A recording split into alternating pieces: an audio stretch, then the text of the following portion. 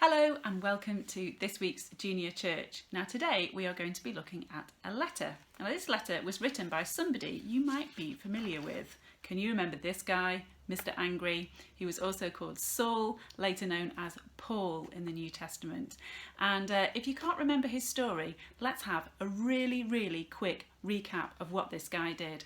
So here he is, and Saul was persecuting and being mean to Christians and just being really horrible to him. Then one day he was walking along the road to a place called Damascus when all of a sudden there was a blinding flash of light and Jesus appeared and he said, "Why are you being so mean to me?" And he said, "Who are you?" And he said, "I'm Jesus, go to the city." So Paul went to the city. He couldn't see, and then after 3 days he was healed by Holy Spirit, and he was so amazed and wowed and just thought it was so awesome that he became a Christian, and he decided he would tell everybody all about Jesus.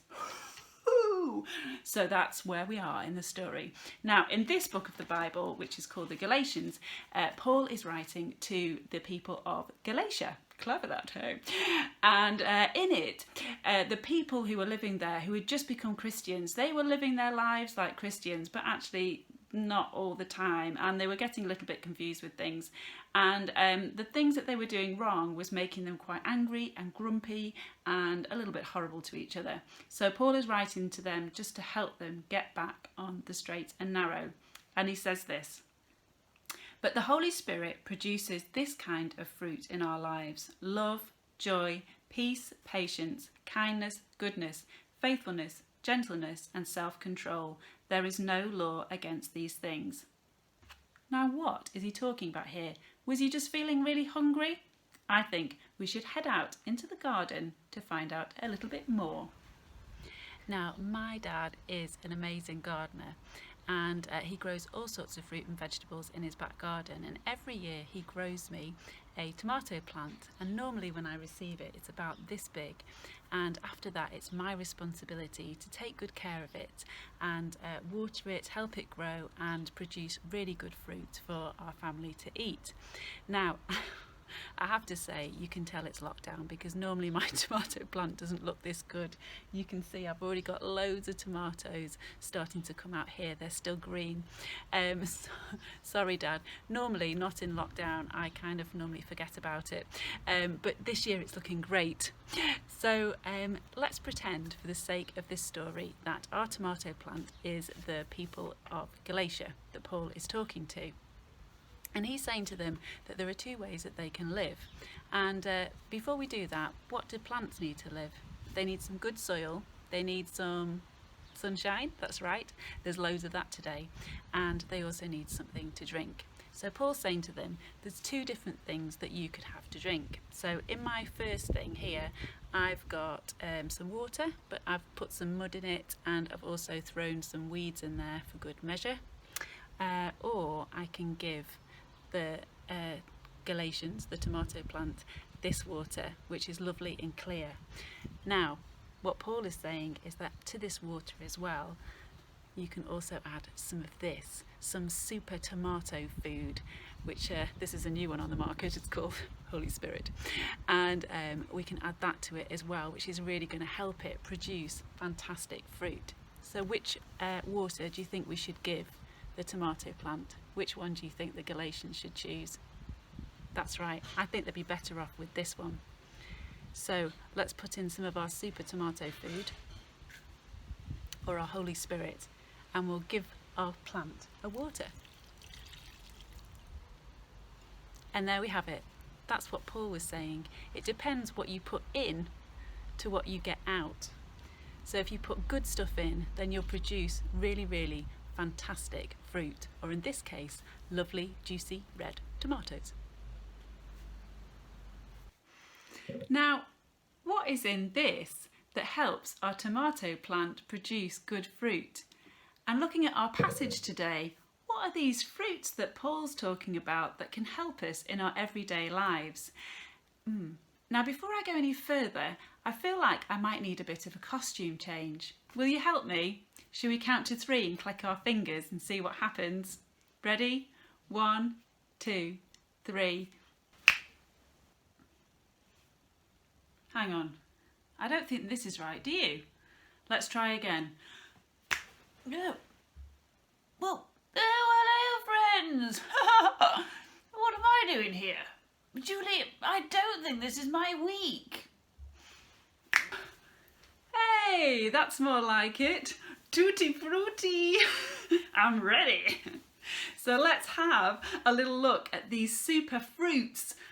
Sometimes we call them superfoods these days. These super fruits of the Holy Spirit that are going to help us in our everyday lives. Okay, the first one of these is love, love, love. The Holy Spirit can help us with love. Now, do you know what? In the Bible, love is not just a feeling, but it's also a choice. And, you know, I love my children so much.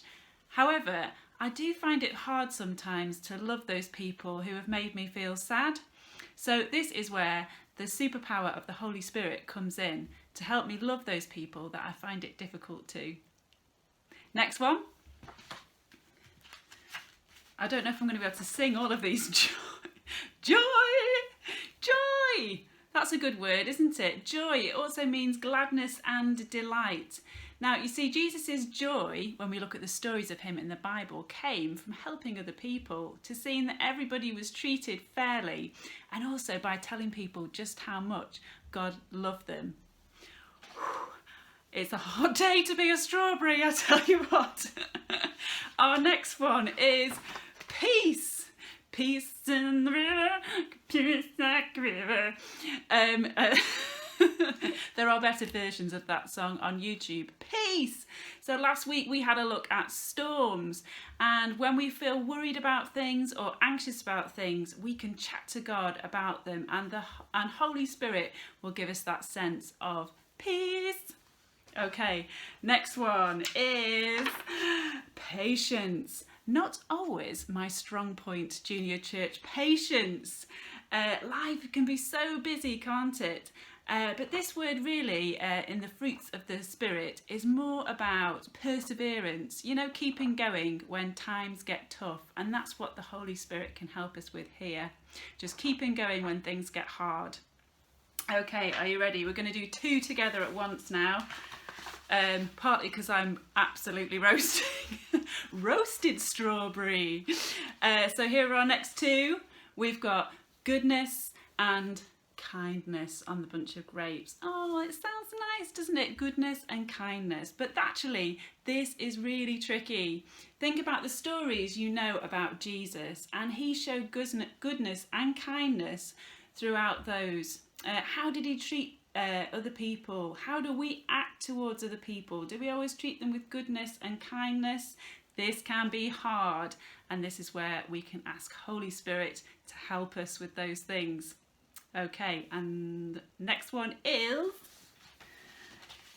a banana. Faithfulness. Faithfulness. Now, our faith is an amazing gift that we have. And it's all about remembering God in whatever we're doing, and chatting and catching to him throughout our days, and just remembering that that is at the centre of our faith. But sometimes we need a bit of help with that, and that's where we can ask Holy Spirit to help us with faithfulness. Okay, the next one, we're nearly there, is gentleness on my piece of watermelon. Now this is another way that the Holy Spirit can help us, because gentleness is not always thinking about what you want to do, but it's about thinking about other people as well, and sometimes that can be pretty tricky, and we need a bit of help with that. So there's our gentleness.